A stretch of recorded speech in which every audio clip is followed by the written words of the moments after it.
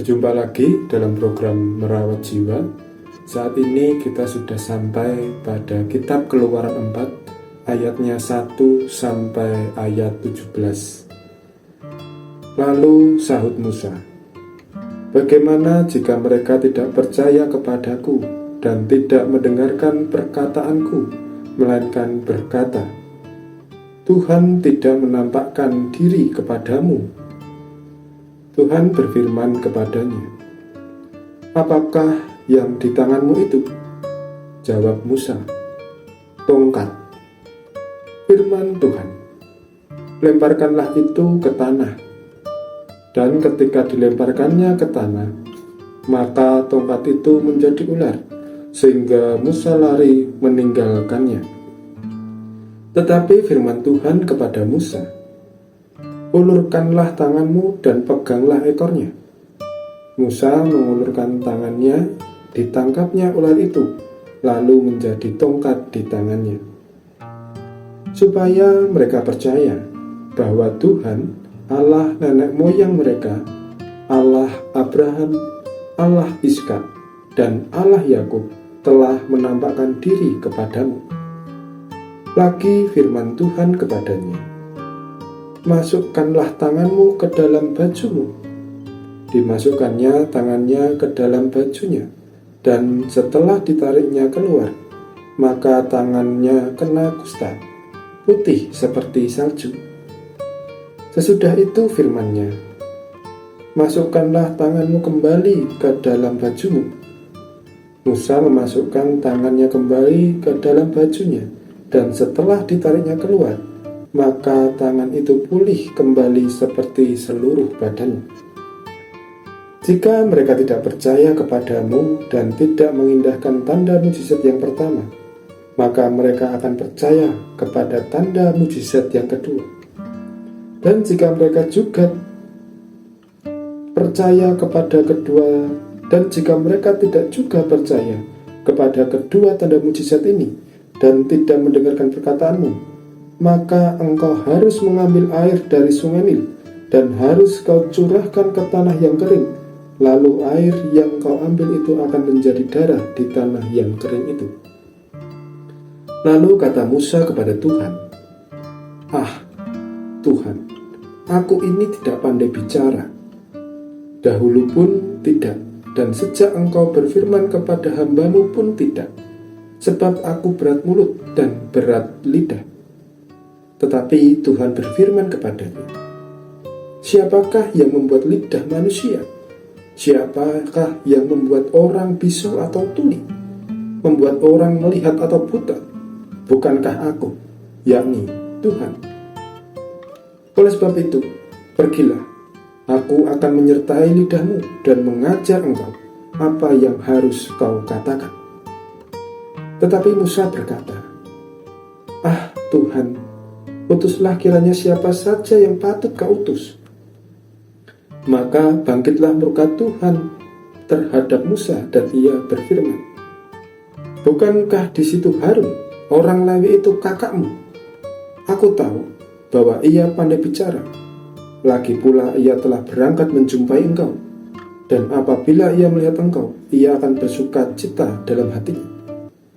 Maka engkau harus berbicara kepadanya dan menaruh perkataan itu ke dalam mulutnya. Aku akan menyertai lidahmu dan lidahnya, dan mengajarkan kepada kamu apa yang harus kamu lakukan. Ia harus berbicara bagimu kepada bangsa itu. Dengan demikian ia akan menjadi penyambung lidahmu, dan engkau akan menjadi seperti Allah bagi. Dan bawalah tongkat ini di tanganmu, yang harus kau pakai untuk membuat tanda-tanda mujizat." Demikianlah berita anugerah. Demikianlah sabda Tuhan bagi kita. Tema perenungan kita saat ini tidak hanya diutus, tapi juga diperlengkapi. Kita akan membahas pada Nats ayat 15b dan 17. "Aku akan menyertai lidahmu dan lidahnya, dan mengajarkan kepada kamu apa yang harus kamu lakukan. Dan bawalah tongkat ini di tanganmu, yang harus kau pakai untuk membuat tanda-tanda mujizat. Berbicara mengenai utusan, saya yakin saudara sekalian semua pernah berperan sebagai seorang utusan, baik dalam perkara yang kecil atau perkara yang besar. Masih ingatkah saat kita masih balita, kerap kali kita diutus oleh orang tua untuk melakukan sesuatu seperti mengambilkan barang, membuang sampah, atau menyapu? Tapi apakah pernah di saat kita masih balita, orang tua mengutus kita untuk membenarkan genteng rumah yang bocor? Tentu saja tidak. Ini menunjukkan bahwa orang tua mengetahui batasan-batasan kemampuan anaknya dalam mengemban tugas yang diberikan. Ada juga kenyataan dikala kita sudah beranjak besar dan saat diutus oleh orang tua menyapu atau membuang sampah, tanggapan yang kita munculkan adalah penolakan. Padahal sudah jelas, permintaan itu adalah hal yang mudah dilakukan bagi anak yang sudah besar. Penolakan itu bukan berdasarkan karena kita tidak mampu, namun pada hakikatnya kita tidak mau memberikan tenaga, waktu, dan enggal meninggalkan kenyamanan. 3 poin: tenaga, waktu, dan kenyamanan menjadi inti dari penolakan menerima tugas yang dibungkus dengan berbagai alasan yang kadang sangat tidak rasional. Ketiga poin itulah kemungkinan yang melatar belakangi Musa mencoba untuk menolak sebagai utusan Tuhan menjadi pemimpin mengeluarkan bangsa Israel di tanah Mesir. Dengan melihat kehidupan Musa yang sudah dipenuhi dengan kenyamanan, tenaga untuk mengembalakan domba, waktu untuk bekerja, dan keluarga di saat ia tinggal dengan mertuanya Yitro. Tentu saja kehidupan Musa sudah jauh lebih baik daripada menjadi buronan Firaun. Perjumpaan Musa dengan Tuhan nampaknya menjadi momok bagi Musa karena segala kenyamanan yang ia miliki harus ditinggalkan dan menuju kepada perjuangan yang berat. Banyak alasan-alasan yang Musa kemukakan untuk menolak tugas yang Tuhan berikan, mulai dari bagaimana menjelaskan kepada orang Israel tentang Allah, bagaimana kemudian meyakinkan orang Israel jika Musa diutus oleh Tuhan sendiri, kemudian bagaimana berbicara dengan orang Israel karena Musa tidak pandai berbicara.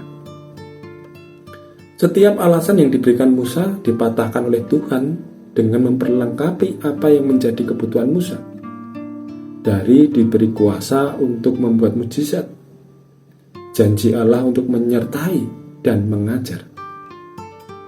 Di saat semua alasan Musa terpatahkan oleh Tuhan, barulah ketahuan bahwa itu semua hanya kisah penolakan Musa akan tugas putusan ini. Jika kita perhatikan dan kita rasakan sangat familiar terjadi dalam kehidupan, terlebih dalam kehidupan bergereja. Akan kita banyak temui, atau mungkin terlalu banyak alasan-alasan yang muncul jika pihak gereja meminta peran aktif umat.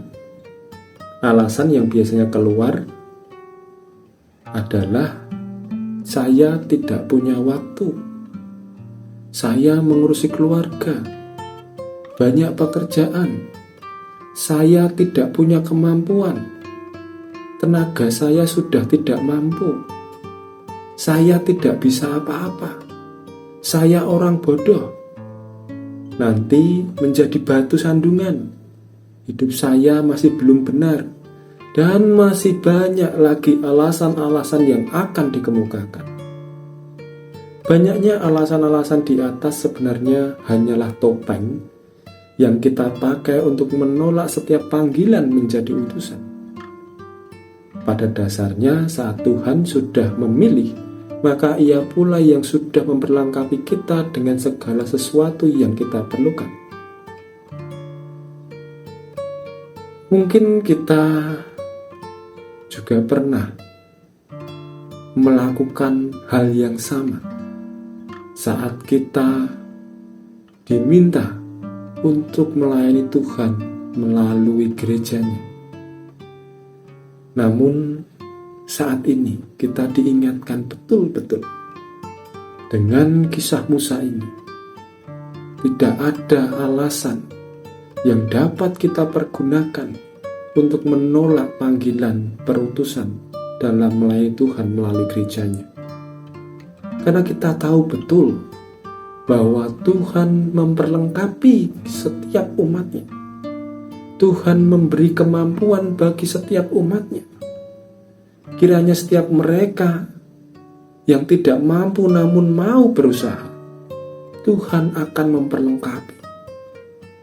Yang terpenting di sini adalah apakah kita sudah mau menyediakan diri untuk menjadi utusan Tuhan? Atau kita lebih cenderung untuk menolak setiap bentuk pelayanan yang dibutuhkan bagi gereja Tuhan? Kiranya perenungan ini semakin membuka hati dan pikiran kita untuk mau berperan aktif dalam tugas panggilan melalui gereja Tuhan dimanapun berada. Yakinlah bahwa Tuhan tidak akan pernah meninggalkan. Saat Ia mengutus, maka Ia juga akan memperlengkapi kita. Bersediakah kita menerima tugas utusan itu? Amin. Tuhan memberkati kita.